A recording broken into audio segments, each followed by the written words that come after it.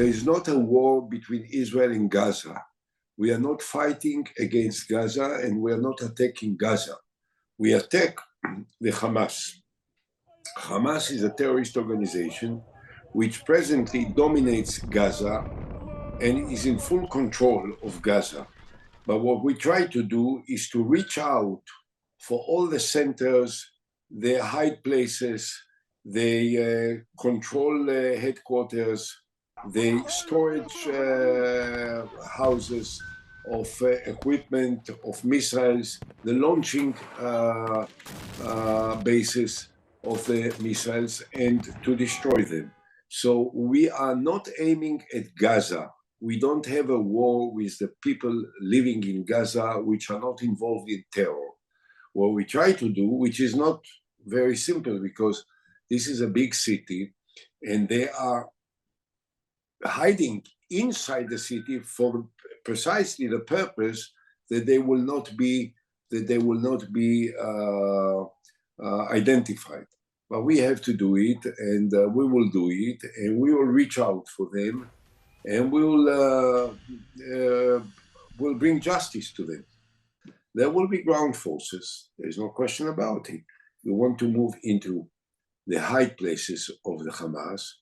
So you have to go with infantry or with tanks and half trucks, and we will use all the different measures which will be helpful in order to reach out according to the intelligence that we have precisely to where they hide with the minimum impact on non-involved people.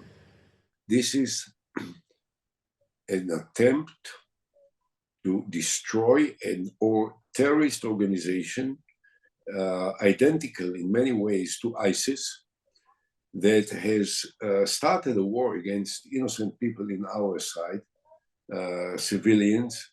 They killed maybe 1,500.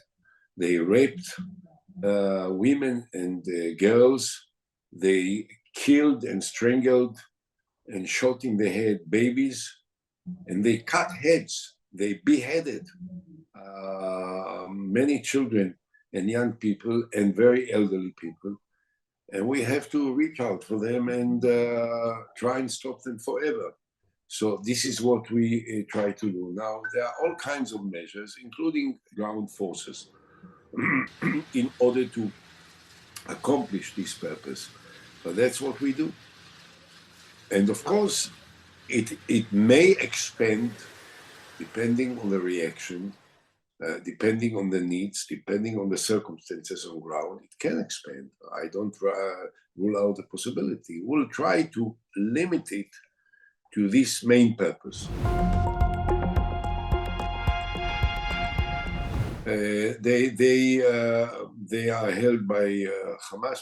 My personal judgment, but of course, you know, this is more theoretical because I'm not privy to any specific information in real time. But I think that from the point of view of Hamas, hostages are always an asset. And they will make every possible effort, I think, in order to protect them because they think that they can then bargain the release of their prisoners for the sake of the release of the hostages. I don't know if they are right. I doubt it very much. I'm not certain that we will want to negotiate with them and that we will be prepared to do a similar bargain to the one that was done by the Prime Minister in the past. But in a certain way, the hostages are embedded into the battlefield, and we will do everything in order to save them. But we can't ignore the fact that there is an imminent danger to their lives because they are held by the most brutal, savage, and obnoxious people.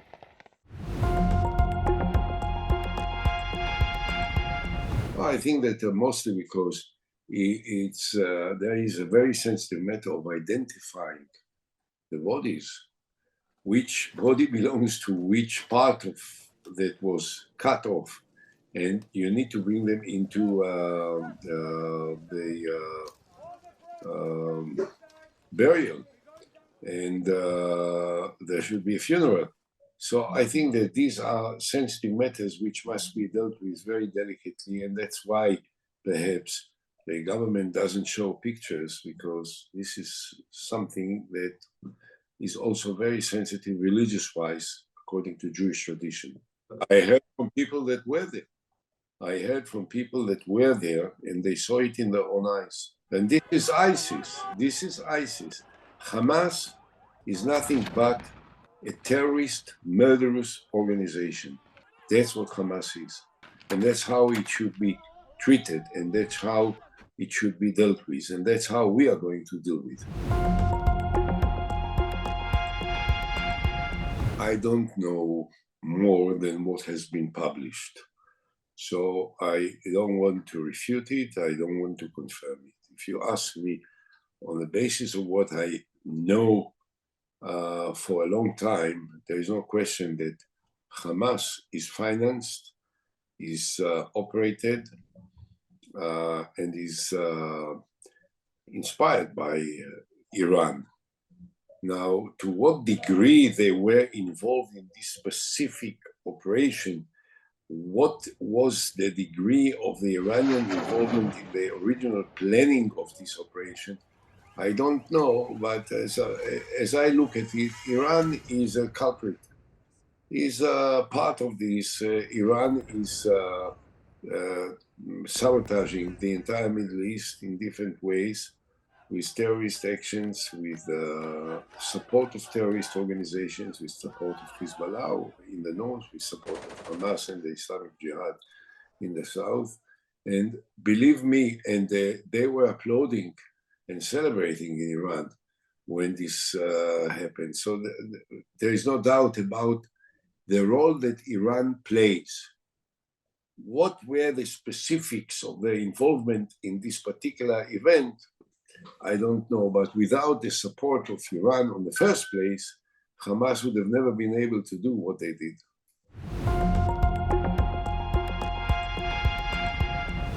Israel will handle the two-front war if necessary. We will deal with Hamas, we will deal with Hezbollah, and if someone wants to come from the northeast part, from Syria, we will also deal with him. We made a terrible mistake last Saturday when we were sleeping and we were indifferent, perhaps overconfident about our abilities, about the idea that the Hamas will take the risk of attacking us. But this mistake doesn't change the basic balance of power in the Middle East. And I can suggest that for them, that they listen to me, which I'm not sure, that they'd rather not start, because that will be very painful, very bloody, very devastating, and very decisive.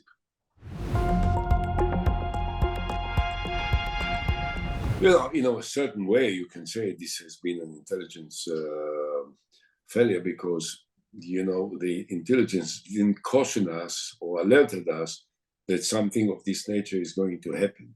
Although it turns out that Egypt was warning Israel a few days before. I don't know exactly the details, but so in a certain way, this was an intelligence failure. I think, though, that the failure is not necessarily because we were not capable of monitoring and following the Hamas and the preparations. The failure is a result of overconfidence and of a certain arrogance that who can dare attack the state of Israel, knowing the enormous power that we possess and the ability of Israel to react, and so on and so forth. So there was an error of judgment, a misperception, and a wrong analysis, more perhaps than the failure of intelligence. But one way or another, this was a failure. And everyone in Israel understands it. And we will deal with it, with ourselves. we will make sure that this government which failed will go home. The sooner the better. But that will not weaken the response of the Israeli military to Hamas, and if necessary, to Hezbollah.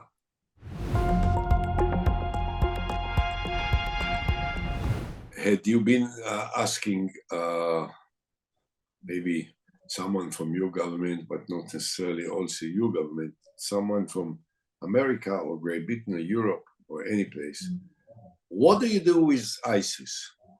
Why don't you find a way to talk with ISIS? Was it possible? There are sometimes situations where there is no room for negotiations. And this is the case. There is no room for negotiations. The Hamas doesn't want to negotiate with Israel, doesn't want to compromise with Israel. There is nothing that they can demand from Israel because we have pulled out from Gaza. This is one of the main reasons for criticism against me and some of my colleagues in the past that pulled out entirely from Gaza. So we don't occupy any piece of land of Gaza. And still they are fighting with us because they are looking for the liquidation of the state of Israel. So, you know, this is a confrontation of force against force. And we are stronger. Believe me, we are so much stronger. It will become evident in a matter of days. I hope that it will be restricted to the terrorists. You know, in such events, there is always a possible collateral damage, which we try with all our heart to avoid.